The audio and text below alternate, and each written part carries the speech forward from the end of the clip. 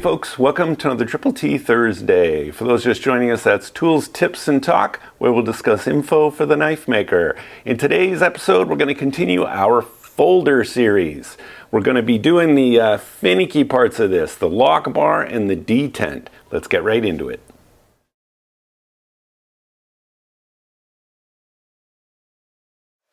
So here we are, almost ready to finish this. So I've got the blade heat treated, and you can see that I've already done the bevels and the swedge and everything.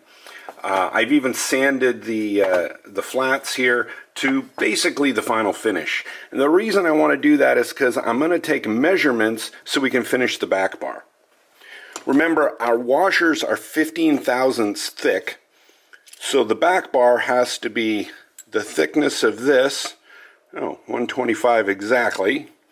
So 125 plus 15 thousandths, so plus 30 thousandths.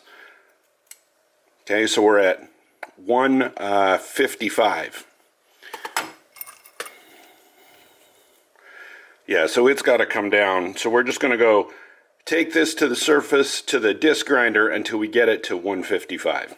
You got to ease into this. Don't try to do it in one go.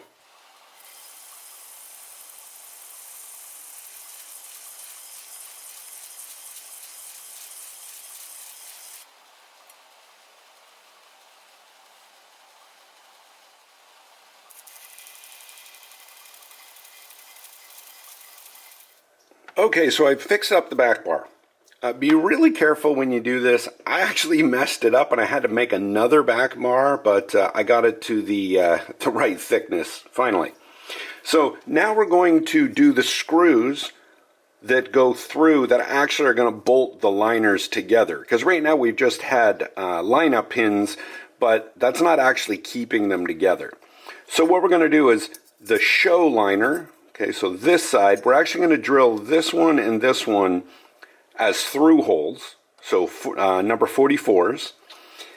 These are threaded, okay, and then we're going to drill little pilots, little countersinks here so that the bolt heads will sit down in here, at least a little bit, and then we'll just use the disc grinder and grind off the tops of them just a little bit to make them flush.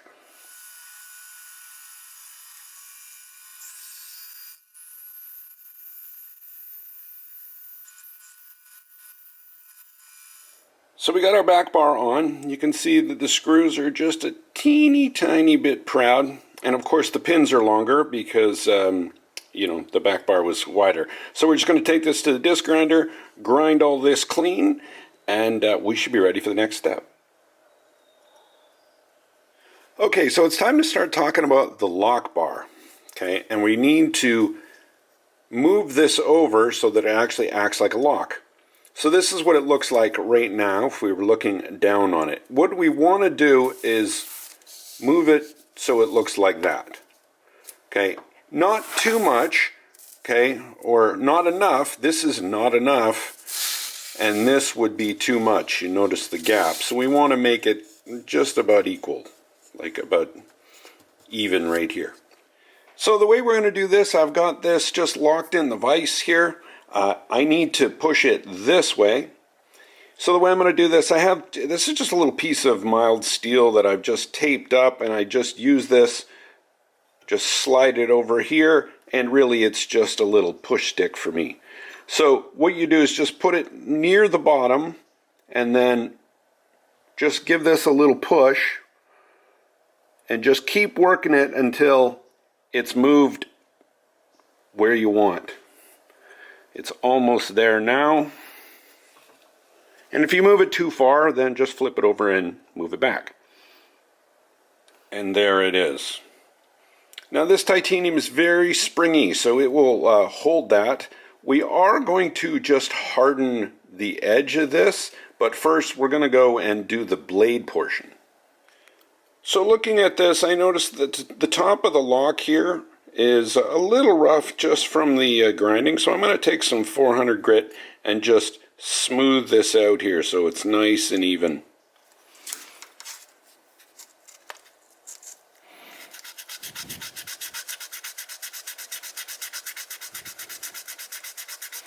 Hey, I just want to mention our sponsor, Maritime Knife Supply. If you need anything for your knife making adventures, whether it's steel, handle material, epoxy, tooling, you name it, they've got it. Go check them out.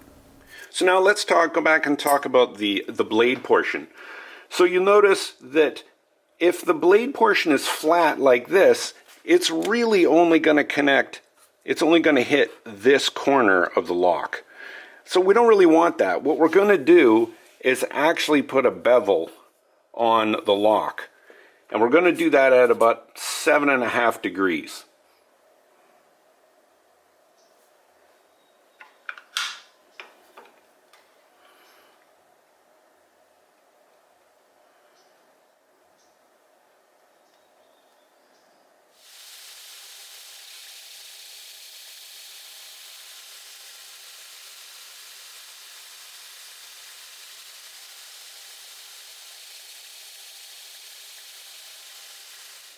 So the really important thing is you keep doing little grinds and you come back and check it. So now, you see that's perfect. It's fully engaged and it's very strong. You don't want any play in this when it's open. Alright, so now that that's done, let's actually put it all together and see how the lock works. Okay, so we got a little problem. You'll notice that if you listen, there's a little bit of play in the blade when it's open. And that's because I went and ground off just a little bit too much. So that's okay. I'm going to show you how to fix that. So we need to lengthen the lock. How we're going to do that is we're going to either put a bunch of punch marks in here, which will stretch it this way. I'm actually just going to use a straightening hammer because I happen to have one. If you don't have a straightening hammer, check out this video, and I also sell them on my website if you actually just want to pick one up. It has a carbide insert here, so I'm just going to tap this enough to put a bunch of dents in this, and that should lengthen this lock bar.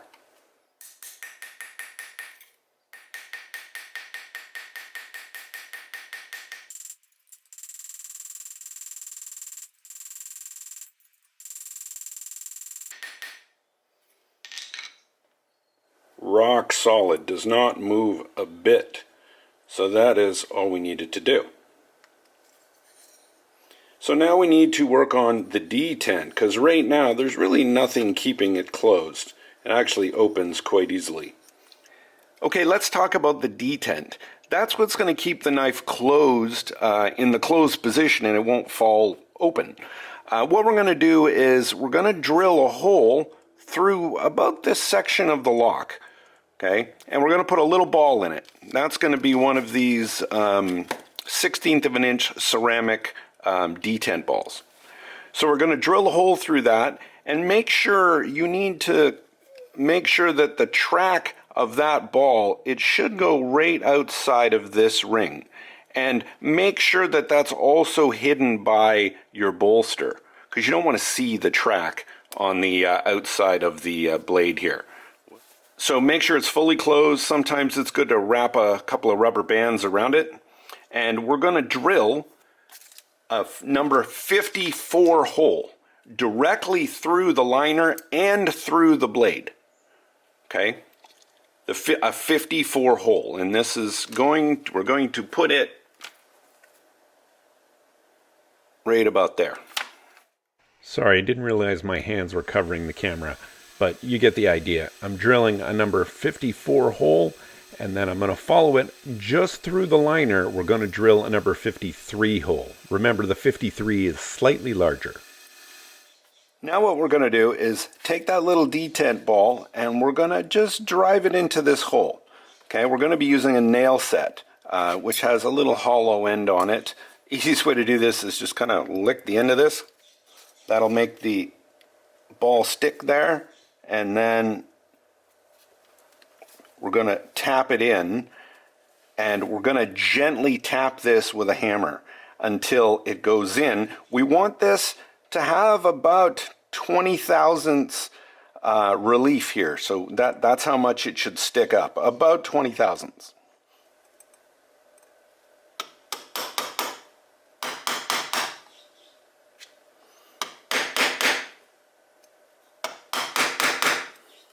right, let's see how we did. We'll release the lock, and as it gets very close, you see it just popped in at the end there, and now you can just kind of feel the detent there. It's a little stiff right now, but in the next episode we're going to do final work. Obviously we'll put bevels and make it look nice. And then we're going to talk about troubleshooting, adjustment, what to look for, but generally make it functional. So right now it's very well centered, and we'll talk about how to recenter it if there's issues. But it locks, and the detent works. All right, folks, we're almost done. We'll see you on the next one.